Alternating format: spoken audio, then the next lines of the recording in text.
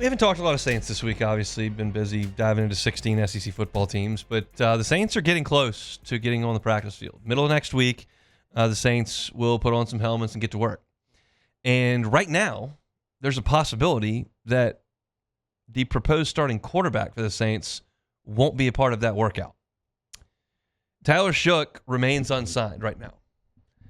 And there's a logjam of picks right at the first part of the second round that remain unsigned because the players and their agents' representation are looking for fully guaranteed contracts. Now, everyone knows in the NFL that it is a business. The players know that their teammates are there to do a job, to feed a family. The players know that the organizations are dealing within a salary cap and that every owner's appetite for spending is a little bit different. And everybody's aware of it. We don't think about it when they snap the ball or when it's 3rd and 7 or when you're going to the game in the Superdome, but everyone's aware of it. And it can get ugly at times. And there's a constant tug-of-war between the players' union, the players, and ownership and executives. Constant. It goes on when you draft a player and you're looking to get a deal signed. It goes on in free agency. It goes on with holdouts and potential extensions. It goes on with folks getting cut. And y'all have heard me be pretty consistent that I feel like in the situation the Saints are in, I want them to conserve funds to try to get out of this salary cap situation. So you heard me say, not crazy about the Kamara deal. Kamara's a great player, been incredibly professional in this tug-of-war that I'm just talking about. He went to work every day, played through injuries, broken ribs. Nothing to do with Alvin Kamara as a player or as a person where he's been a complete pro and one of the best players in the history of franchise. But I'm looking at the price tag on a running back at that age, and I'm going, I don't love it. They signed Juwan Johnson to a multi-year deal, and I'm going, well, I look at this production, these measurables, that price tag, I don't love it. And y'all have heard me consistently say, save the money, save the money, save the money. And so you look at this Tyler Shough deal, and I'm going to change my tune on that because it's a completely different situation. What are we talking about here? We're talking about fully guaranteeing this contract in the second round at pick number 40. And we're talking about essentially him being guaranteed right now in the range of 92% of his deal. We're talking about 8 to 10% of his rookie deal, which ultimately, to make it as boring and simple as possible, we're talking about $1 million 4 years from now. That's what we're talking about to get this thing done. I want you to pinch pennies when you're talking about signing free agents to multi-year deals right now when you're at the bottom of the league, your win total's at the bottom of the league, your roster's old and expensive. I want you to pinch pennies. When you draft a player 40th overall, the earliest you have taken a quarterback in the last 50 years, and you say, this is the guy we think can be the next quarterback of the New Orleans Saints, and we're talking about $1 million 4 years from now, you pay the $1 million, you get the contract signed, and you get him on the practice field. End of discussion.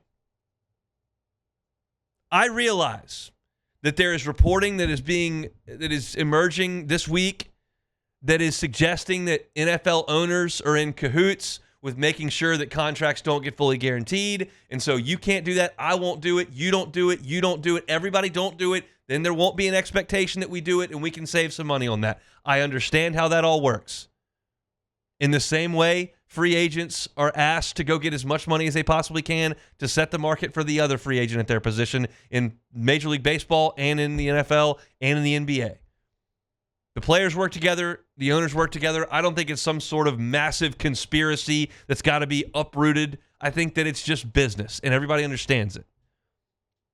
But there's no law that says you have to do any of it, and what the Saints need to do is make their second-round pick at quarterback who's supposed to be the starter in the face of the franchise for the Kellen Moore era, they need to make him happy and get him on the field. And if we were talking about some massive, massive amount of money that was like salary cap altering, okay, maybe. It's $1 million. 4 years from now, something tells me that organization in New Orleans can find a way to work the books over the next 4 years to free up $1 million. I get it. You could look at this from the other side and go, well, what if he's terrible? And then we've got to pay this money at the end of the deal, and we've already moved on from. We want to protect ourselves from that. You're not in a position to do that right now. Your protection from that was to just not pick him at all. This is a different position. You don't treat quarterback like you treat outside linebacker. You don't treat quarterback like you treat safety. You don't treat quarterback like you do left guard. It's the quarterback. It's the franchise. This is not a significant enough amount of money to just buckle. And I don't care if you think Tyler Shough signing for this fully guaranteed contract at pick number 40 is going to start some domino effect where third-round picks are going to be guaranteed massive amounts of money. I just don't buy that. I don't buy that. I get hold the line. I get everybody's. You're talking Saints, you're talking Chargers, you're talking Dolphins and Falcons and Seahawks. Everybody, stop with this fully guaranteed stuff. We're going too far. I get that deal. The Saints have to bucket here. You have to pay the quarterback this insignificant amount of money and put him on the practice field to start developing. Because the worst thing you can do is have a guy who's not under contract miss a bunch of training camp in his first year and then have to either hold him out of real games for a while because he's not ready to play or throw him in there when he's not quite ready and have him get eaten alive. Everything I've talked about with the Saints over the last, since they took Shough, so the last 3-4 months has been, okay, now that you've fired the coach you don't think's any good, that you've made the decision for a couple of years not to be big spenders in free agency like you were and kicking cans down roads and all that stuff we always talk about. Now that you've got the coach and you've made the decision that you're going to kind of reset a little bit, everything you do has got to be about making this the healthiest ecosystem for Tyler Shough possible. And what is not part of that plan is holding out $1 million 4 years from now from him, getting him into camp late and screwing up the first training camp of his professional career. No.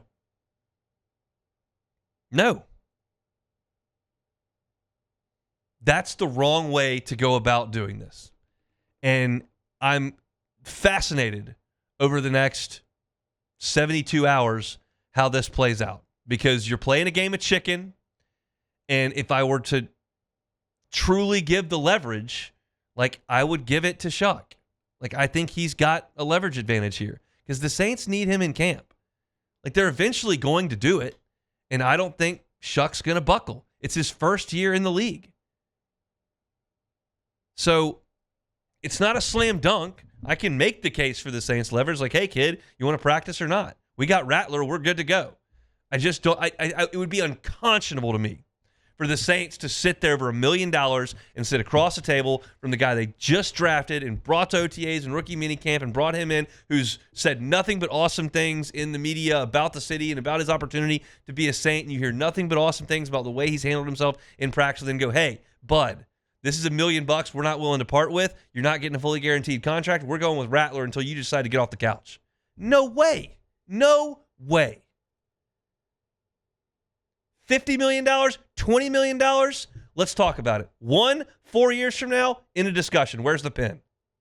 Sign the deal. It just seems so easy to me. We're talking about 1 and 2 percentage points of a contract here. I realize that rich people and successful people didn't get there by giving away 7 figures at times and just backing off of negotiation tables and taking the loss at negotiation tables. I get that. People that reach that level of success in life are able to get what they want from the people they want it from.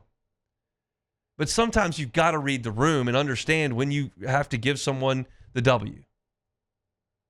And in this case, the Saints need to make Tyler Shough happy, not frustrated and ticked off.